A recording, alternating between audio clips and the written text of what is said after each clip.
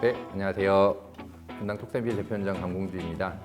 오늘은 예쁜 이마를 만드는 어떤 방법 또는 어떤 이마가 예쁜 이마가 될 수 있는지 한번 말씀드려보겠습니다.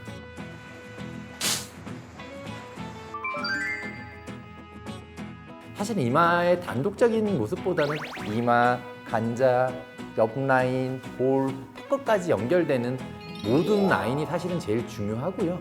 그 중에서 위쪽 라인이라고 그냥 생각하시는 게 맞는 것 같아요. 그래서 우리가 사람을 인식을 했었을 때 부분을 보지 않거든요. 그냥 전체를 파악을 하고 코가 이쁘다, 입술이 이쁘다라는 얘기를 하도록 돼 있어서 사실은 그 어떤 전체를 좋게 만드는 어떤 것 중에 위쪽 포션이라고 생각하시면 될 것 같아요.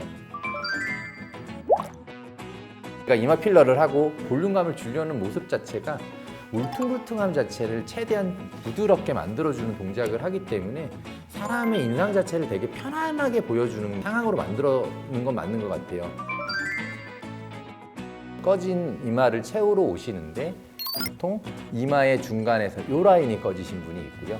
중간에는 있으시면서 옆에 사이드 쪽이 꺼지신 분들이 있고 아니시면은 아예 전체적으로 뒤로 누운 이마라고 얘기하는데 선상 자체는 사실 동그란 편이긴 한데 면적 자체가 뒤로 이렇게 넘어가는 이마가 있거든요. 그런 상황에 맞춰서 저희가 이제 개선을 하면 되는데 결국에는 저의 이마 필러의 최종 결과물의 모습이나 이런 것들은 제일 높은 데를 기준으로 평탄하게 만들어 드리는 정도의 이마가 저는 제일 이쁜 것 같아요.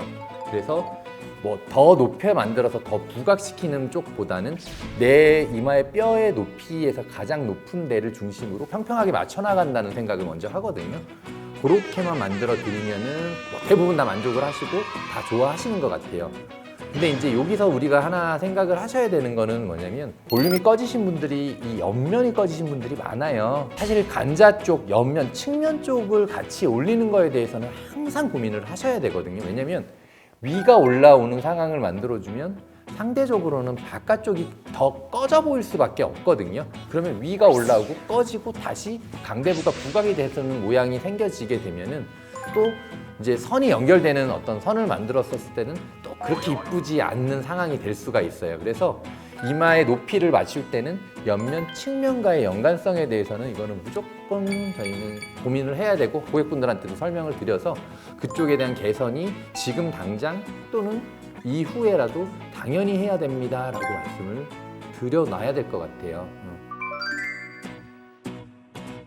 헤어라인 제모를 해야 되는 경우는 이마부터 눈썹까지의 3분의 1, 눈썹부터 코까지의 3분의 1, 코부터 아래 턱끝까지 3분의 1 정도의 황금 비율 또는 예전부터 고전적으로 어느 정도 지켜나가는 비율이 있거든요. 이 위쪽 부분이 짧아지게 되면 사람이 답답해 보여지는 어떤 모습이 생겨버리게 되거든요. 이마부터 눈썹까지의 3분의 1. 그래서 이 부분을 넓혀서 다른 부분과의 어떤 비율을 맞춰주는 것이 또 사람의 인상 자체를 조금 더 또렷또렷하게 만들어줄 수 있는 상황을 할 수가 있고요.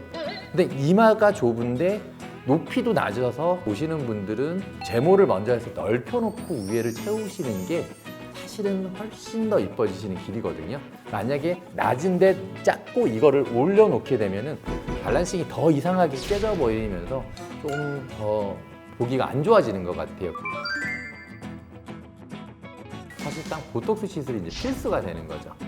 이마 보톡스 시술을 해서 이제 걔네들의 이마의 어떤 동작을 최대한 억제를 시키고 그다음에 그 밑에다가 볼륨으로 깔아놓은 필러들이 그냥 그 자체에서 자리를 잘 잡게 만들어 놓게 되면 사실상 유지 기간은 2년 이상, 뭐 3년 뭐 이렇게 말씀드려도 크게 무리는 없어요. 또 울퉁불퉁거릴 수 있는 것들을 진행을 해야 되기 때문에 진짜로 이 이마 필러 자체는 좀 검증된 의료진에 의해서 진행을 하시는 것이 좀 더 맞다라고 생각을 합니다. 지금까지 예쁜 이마를 만드는 법에 대해서 자세하게 설명드렸습니다.